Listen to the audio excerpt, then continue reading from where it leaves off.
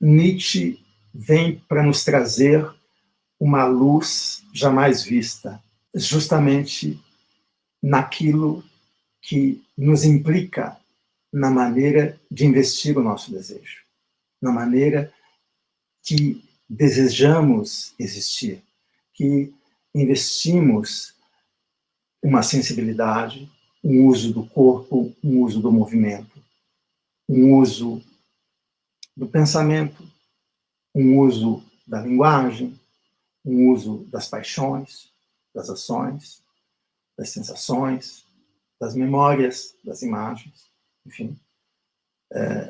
Nietzsche vem trazer uma luz fina, rara e precisa, justamente nisso que faz com que nós, ao desejar a liberdade, ao desejar uma saída, ao desejar uma felicidade, nos prendemos de modo geralmente tolo a correntes invisíveis, imperceptíveis, correntes principalmente semióticas e afetivas, né, que fazem de nós seres rebaixados, mas não seres decaídos ou incapazes de retomar as próprias forças, forças essas que teriam uma plenitude ou uma força de elevar a nossa existência, a dignidade de estarmos vivos, a dignidade desse momento presente, a dignidade da existência. Sermos dignos da existência e daquilo que nos acontece. Talvez seja todo o empreendimento da obra nietzschiana. E o seu Zaratustra brilha de modo único entre todas as suas obras. É um texto poético, uma poesia em prosa, né? Ele fala por imagens, ele fala por alegorias, ele fala por símbolos, ele fala, inclusive, ao modo dos profetas, evidentemente como um falso profeta, porque, obviamente, Zaratustra é um falso profeta, porque ele é um autêntico pensador, né? Um pensador não é profeta, né? Muito ao contrário.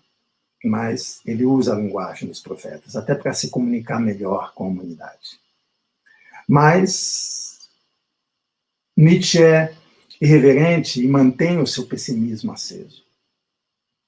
Inclusive como uma defesa, como uma economia de energia.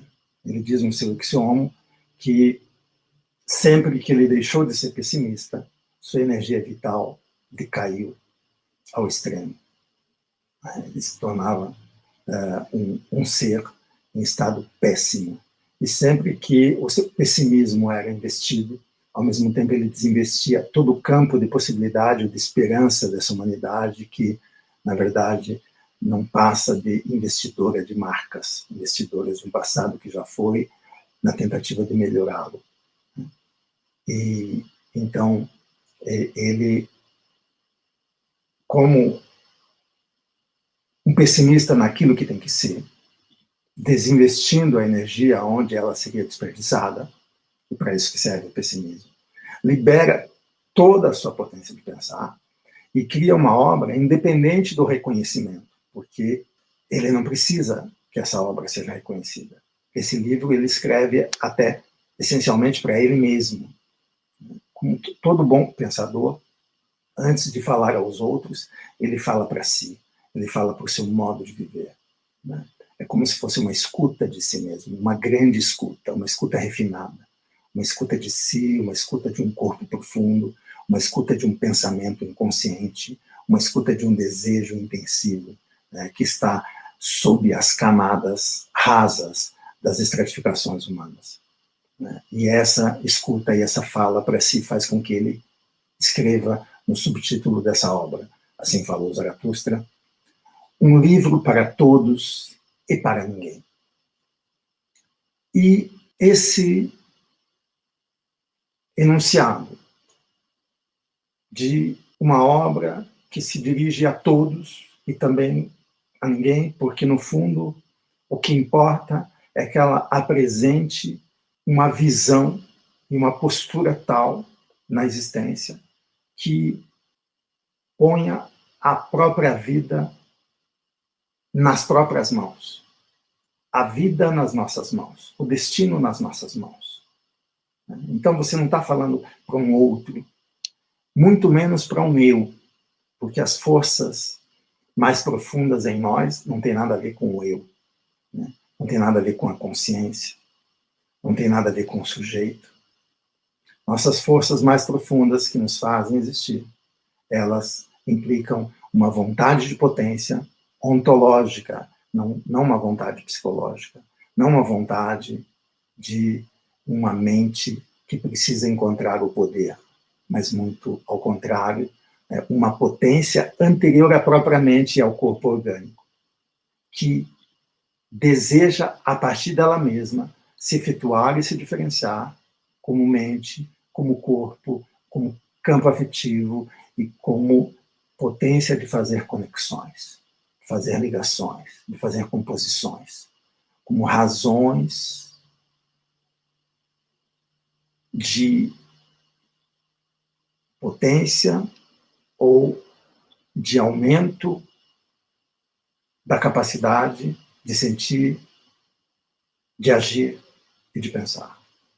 Então, é uma obra que fala para os modos de vida, que fala para as maneiras de existir. É disso que se trata. E isso, então, faz dessa obra sempre uma obra extremamente urgente e necessária. Zaratustra, para mim, era uma obra inacessível. Eu não entendia o que estava escrito ali, eu não entendia aquelas palavras, não entendia aquelas figuras. Eu tinha a impressão de que o Nietzsche se contradizia logo depois de ter afirmado uma coisa, dizia outra completamente diferente. Era uma confusão na minha cabeça. Era um livro que não era para mim. Mas aí eu descobri com Fugante que esse livro não é só maravilhoso, ele é necessário, ainda mais hoje. Tem uma imagem, assim, para ilustrar um pouquinho. Sabe quando a gente vai visitar um sítio arqueológico, uma casa romana, em que tem os mosaicos imensos, assim, no chão da casa, e a gente chega e não consegue ver direito as figuras que estão ali. Mas basta alguém jogar um balde de água no chão e as cores ficam vivas, as figuras ganham vida, os deuses parece que podem levantar do chão a qualquer momento e ficar andando entre a gente. É um espetáculo. O Fugante é isso. Ele é aquele que joga esse balde de água limpa nessa obra maravilhosa e que revela pra gente aquilo que lá está dentro e traz para fora, e traz para hoje, e traz para agora. E essa é uma experiência inesquecível. É uma experiência que para mim funciona como uma clínica, porque na boca do Fugante, o Zaratustra, ele se revela uma grande máquina de guerra, cada vez mais necessária. Não tem uma só vez que eu tenha saído do encontro e que eu tenha pensado, hoje foi mais ou menos. Toda vez é espetacular. Toda vez ela é única e incrível. Para ter uma ideia, nós estamos há 1 ano nesse grupo e não passamos da página 63. 1 ano. Para ver como ele é rigoroso, como ele é meticuloso, preciso. E, como bem diz o Fugante, cada um tem o Nietzsche que merece. E eu tenho muita alegria de ter esse Nietzsche combativo, esse Nietzsche aliado, esse Zaratustra necessário. Agradeço muito ao Fugante por isso, muito mesmo.